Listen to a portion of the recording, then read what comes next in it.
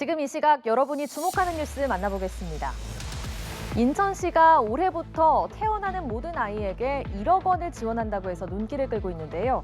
새해 첫날 올해 인천에서 가장 먼저 태어난 여자 아기 호람이가 첫 주인공이 됐습니다. 호람이는 인천시의 출산 장려 정책인 1억 플러스 아이드림을 통해 18살이 될 때까지 총 1억 원을 지원받습니다. 한웅희 기자입니다. 2024년 1월 1일 오전 9시 10분 우렁찬 울음소리와 함께 갑진년 새해둥이 호람이가 태어났습니다. 3년간의 난임 끝에 아이와 처음 만난 아빠는 이 순간을 놓칠세라 사진으로 담기에 여념이 없습니다. 호람이는 인천시가 올해부터 시행하는 1억 플러스 아이드림의 첫 수혜 대상입니다. 인천에서 태어난 호람이는 18살이 될 때까지 총 1억 원을 지원받습니다. 많은 도움이 될 거라고 생각을 하고 있고요. 저희와 같은 예비 엄마 아빠들에게 좋은 정책을 많이 만들어 주셨으면 좋겠습니다. 인천시는 올해를 기점으로 인천에서 태어나는 모든 아이에게 성인이 될 때까지 1억 원을 지원하는 출산 장려 정책을 시행합니다. 현재 지원하고 있는 부모급여와 아동수당, 첫 만남 이용권, 초중고 교육비 등 7,200만 원에 더해 시가 새로 마련한 아이꿈 수당, 천사 지원금, 임산부 교통비 등 2,800만 원을 합친 액수입니다. 아이꿈 수당은 아이가 8살이 되는 해부터 18살까지 매달 15만 원을 지원하는 것으로 전국에서 처음 시도됩니다. 7살까지 매년 120만 원씩 총 840만 원을 주는 천사 지원금과 임산부 이동 편의를 위한 교통비 50만 원도 신설됐습니다. 개인별 상황이나 여건 등에 따라 기존 출생지원 사업에 더해 최대 3억 4천만 원까지 지원이 가능합니다. 단순히 지원금을 늘리는 차원을 넘어 국가정책의 사각지대를 보완하고 꼭 필요한 곳에 지원을 확대해서 출생정책의 체감지수를 확실하게 높이는 정책입니다. 유 시장은 지방정부 정책만으로는 저출생 극복에 한계가 있다며 정부 주도의 출생정책 대전환이 필요하다고 강조했습니다. 연합뉴스TV 한웅입니다. 지난해 7월 서울 서희초등학교에서 벌어진 교사 사망 사건은 교권 보호 운동의 계기가 됐습니다. 하지만 넉 달간의 경찰 수사는 무혐의로 종결됐고 해당 학부모는 의혹을 제기한 누리꾼들을 무더기로 고소했습니다. 교사들은 해당 학부모 재수사를 촉구하며 릴레이 1인 시위에 들어갔는데요. 숨진 교사에 대한 순직 인정도 촉구하고 있습니다. 해가 바뀌었지만 서희초 사건은 여전히 진행형입니다. 방준혁 기자의 보도입니다. 지난해 7월 새내기 담임교사가 학교 안에서 스스로 목숨을 끊은 서울 서희초등학교 사건. 숨진 교사가 학부모들의 악성 민원에 시달렸다는 의혹이 제기됐습니다. 경찰은 넉 달간의 수사 끝에 학부모의 지속적 괴롭힘이나 폭언, 폭행, 협박 등이 나타나지 않았다며 혐의 없음으로 사건을 종결했습니다. 해당 학부모는 의혹을 제기한 교사와 누리꾼들을 명예훼손으로 무더기 고소했습니다. 이에 전국 교사들이 한 달간 릴레이 1인 시위에 나섰습니다. 교사들은 해당 학부모에 대한 재수사와 숨진 교사에 대한 순직 인정을 촉구하고 있습니다.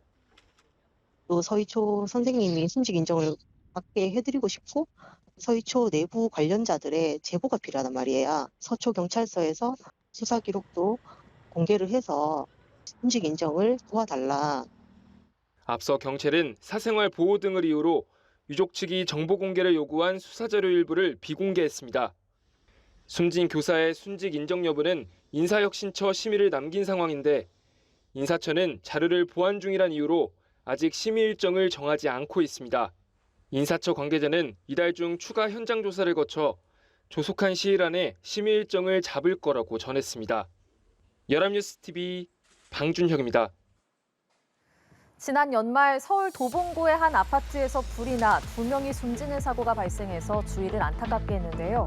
오늘 경기 군포의 한 아파트에서 불이 나 거동이 불편한 50대 남성이 숨지고 아내와 다른 주민 등 13명이 다쳤습니다. 불은 1시간여 만에 진화됐는데요. 스프링클러가 설치되지 않은 아파트지만 연기가 공중으로 배출되는 복도식이라서 그나마 피해가 적었다는 분석입니다. 강창구 기자입니다. 어둠이 채 가시지 않은 이른 아침, 아파트 고층에서 연기가 피어오릅니다. 경기 군포시의 한 아파트에서 불이 난 건데 시커먼 연기가 아파트 꼭대기까지 퍼지고 있습니다. 이 불로 9층에 사는 50대 A씨 부부가 연기를 들이마셔 남편은 숨지고 아내는 중태입니다.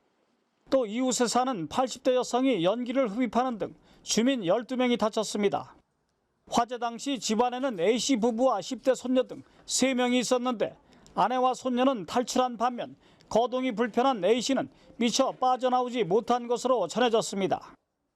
불이 난 아파트 9층부터 15층까지 연기에 시커멓게 그을렸습니다. 다행히 불길이 위층으로 옮겨 붙지는 않았습니다.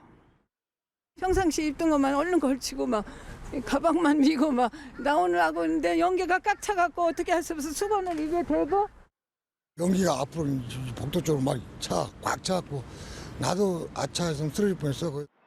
불은 1시간여 만에 진화됐는데 스프링클러 미설치 아파트임에도 연기가 잘 배출되는 복도식이어서 그나마 피해가 적었다는 분석입니다. 공중으로 배출이 되니까 그래서 세대내로 들어가진 않고 바로 창공으로 그냥 다 올라간 게 돼서 지난달 25일 서울 도봉구 아파트 화재로 주민 2명이 숨지는 등 최근 아파트 화재가 잇따르면서 주민 불안감이 커지고 있습니다. 연합뉴스TV 강창호입니다. 이스라엘군이 팔레스타인 가자 지구에서 작전 중인 병력 일부를 철수시키겠다고 밝혔습니다. 철수한 병력 중 일부는 추가 훈련 또는 휴식을 위해 기지로 복귀하고 예비군은 집으로 돌아갈 예정입니다. 이스라엘군이 가자 지구를 침공한 이후 병력 철수를 발표한 건 이번이 처음인데요. 이스라엘이 미국의 압박 속에 민간인 희생을 줄일 수 있는 저강도 군사작전으로의 전환을 공식화했다는 관측이 나오고 있습니다. 이준삼 기자입니다. 이스라엘군이 앞으로 수주 안에 5개 여단, 수천 명의 병력을 가자 지구에서 철수할 예정이라고 발표했습니다. 철수한 병력 중 일부는 추가 훈련 또는 휴식을 위해 기지로 복귀하고 예비군은 집으로 돌아갈 예정입니다. חלק מלוחמי המילואים יחזרו למשפחותיהם ולעבודתם כבר השבוע. זה יאפשר הקלה ניכרת על המשק ויאפשר להם לצבור כוחות לקראת הפעילויות הבאות. 지난해 10월 7일 이스라엘군이 하마스의 기습 공격에 대응해 가자 지구를 침공한 이후 병력 철수를 발표한 건 이번이 처음입니다. 이스라엘군은 이번 조치가 전쟁의 새로운 국면을 반영한 것인지 여부는 밝히지 않았지만 미국 측은 이른바 저강도 작전으로의 점진적 전환을 알리는 신호탄이라고 보고 있습니다.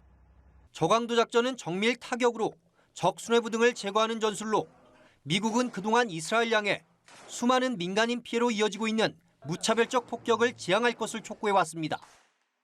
Helping Israel ensure that what happened on October 7th can never happen again. Bringing the conflict to an end as quickly as possible while minimizing the loss of life and the suffering of civilians. 이런 가운데 새해 첫날인 현지 시간 1일 하마스가 이스라엘 중부와 남부 지역을 향해 20여 발의 로켓을 발사했습니다. 이스라엘 방공망인 아이언돔이 가자 지구에서 발사된 로켓들을 요격했고 사상자는 보고되지 않았습니다. 이스라엘은 하마스와의 치열한 전투가 진행 중인 가자 남부 등지에서는 당분간 현 수준의 병력을 계속 유지할 것으로 관측됩니다. 연합뉴스 이준삼입니다. 지난 연말 대규모 공습을 주고받은 러시아와 우크라이나가 새해 첫날에도 치열한 전투를 벌였습니다. 러시아가 통제 중인 우크라이나 동부 도네츠크 중심부에는 포격이 가해졌고 우크라이나 남부 항구 도시인 오데사에는 드론 공격이 있었습니다. 두 나라 대통령들도 참전을 촉구하거나 추가 공격을 예고하며 설전을 이어갔습니다. 한미 기자입니다. 새해 첫날 러시아가 통제하고 있는 우크라이나 동부 도네츠크 중심부에 포격이 가해졌습니다. 이재혁 친러 수장은 우크라이나군의 대포격으로 4명이 숨지고 14명이 다쳤다고 주장했습니다. Понятно, что очень испугались, побежали в коридор, в коридоре, а там площадь Ленина, прилеты были, и не знаешь, куда бежать, туда-сюда, побежала в подвал, самое безопасное место. 러시아군은 우크라이나 남부 항구 도시 오데사에 드론 공격을 가했습니다. 우크라이나 방공 시스템이 드론을 격추했지만 파편에 맞은 10대 소년 1명이 숨지고 9명이 다쳤다고 지역 당국자는 밝혔습니다. Перше, що ми робимо для того, щоб людей закрити вікна від, у нас зима. Є постраждалі, на жаль, молодий чоловік 2005 року народження. 앞서 지난 주말 러시아는 동부 하르키우를 포함한 우크라이나 전역에서 개전 이후 최대 규모의 공습을 가했습니다. 우크라이나 역시 러시아 서부 벨고로드를 미사일로 공격하며 맞섰고 러시아는 우크라이나 드론 생산 공장과 공군기지 공격으로 보복했습니다. 젤렌스키 우크라이나 대통령은 신년사를 통해 우크라이나가 더욱 강해졌다고 강조했습니다. 그러면서 아직 망설이는 이들은 조국을 지키기 위해 대담한 선택을 해야 한다며 참전을 촉구했습니다. 새해 첫 행보로 군병원을 방문한 푸틴 대통령은 우크라이나의 벨고로드 공격을 비난하면서 추가 공격을 예고했습니다.